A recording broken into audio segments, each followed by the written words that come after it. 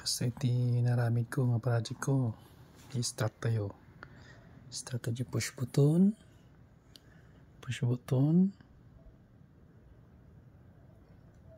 ay, circuit breaker pa kayo muna.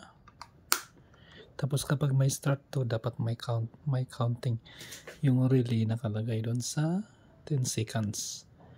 Pagka-push ko ng push button, magka-counting muna siya ng 10 seconds bago